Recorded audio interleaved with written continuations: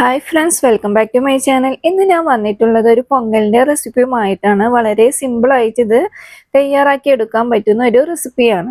ഈ ചാനൽ ആദ്യമായിട്ട് കാണുന്നവരാണെങ്കിൽ ഒന്ന് ലൈക്ക് ചെയ്യാനും സബ്സ്ക്രൈബ് ചെയ്യാനും തൊട്ടടുത്തുള്ള ബെൽ ബട്ടണിൽ ഓളോടെ ഒന്ന് പ്രസ് ചെയ്താൽ ഞാൻ ഇടുന്ന വീഡിയോസിൻ്റെ നോട്ടിഫിക്കേഷൻ നിങ്ങൾക്ക് കറക്റ്റ് ടൈമിൽ കിട്ടും.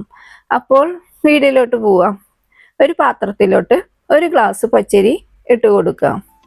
ഞാൻ ദോശക്കും ഇഡ്ഡലിക്കൊക്കെ എടുക്കൂലേ, ആ പച്ചരിയാണ് കേട്ടോ ഞാൻ എടുത്തിട്ടുള്ളത്.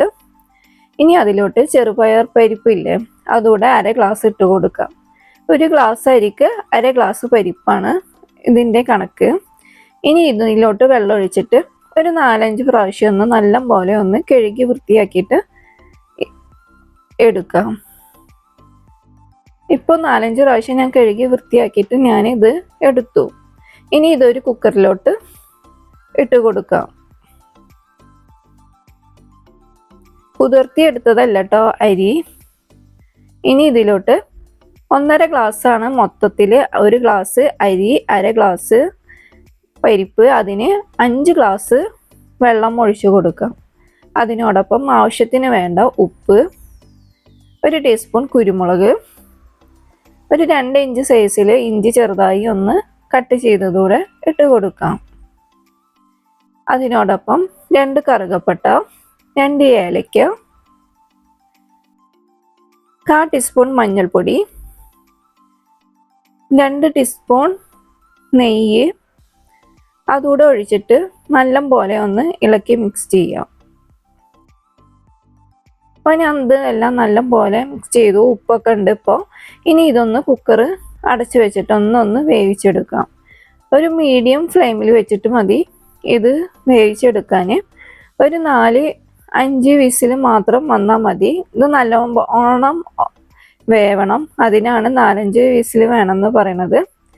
ഇപ്പോൾ 4-5 വിസിലോളം വന്നു എൻ്റെത്. 5 ഗ്ലാസ് വെള്ളമാണ് ഞാൻ ഒഴിച്ചു കൊടുത്തത്. ഈ ടൈമിൽ ഇത് ചോറ് കട്ടിയാണെങ്കിൽ കുറച്ച് ചൂടുവെള്ളം ഒഴിച്ചു കൊടുത്തൊന്ന് ലൂസാക്കി എടുക്കാം. ഇനി ഇതൊന്ന് നല്ല പോലെ മിക്സ് ചെയ്തിട്ട് എടുക്കാം. ഇനി ഇത് താളിപ്പിന് വേണ്ടിയിട്ട് ഒരു പാനിലോട്ട് 2 ടേബിൾ സ്പൂൺ നെയ്യ്, 2 ടീസ്പൂൺ കടലപ്പരിപ്പ്, ഒരു 1/4 ടീസ്പൂൺ ഉഴുന്ന്, ഒരു 3/4 ടീസ്പൂൺ കടുക്, ഒരു 1/2 ടീസ്പൂൺ നല്ല ജീരകം ഇട്ട് നല്ല പോലെ ഒന്ന് ഇളക്കി കൊടുക്കാം. അതൊന്ന് മൂത്ത് വന്നതിന് ശേഷം അതിലോട്ട് കാഷ്യൂടെ ഇട്ട് കൊടുത്ത് നല്ല പോലെ ഒന്ന് ഇളക്കി മിക്സ് ചെയ്യാം.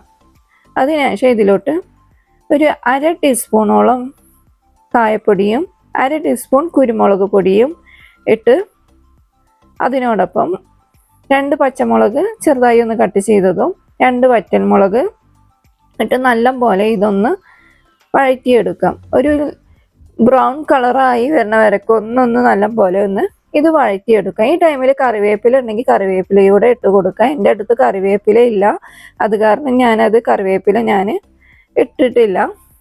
ഇനി താളിപ്പ് ഈ ചോറിലോട്ട് ഒഴിച്ചു കൊടുത്ത് നല്ല പോലെ ഒന്ന് ഇതെല്ലാം കൂട്ടി ഇളക്കി കൊടുക്കാം. ഇപ്പോൾ എല്ലായിടത്തും ആവണ രീതിയിലാണ് ഞാൻ ഇളക്കി കൊടുത്തത്. ഇതുപോലെ ആവണം ഇത്. ഇനി നമുക്ക് വിളമ്പാം.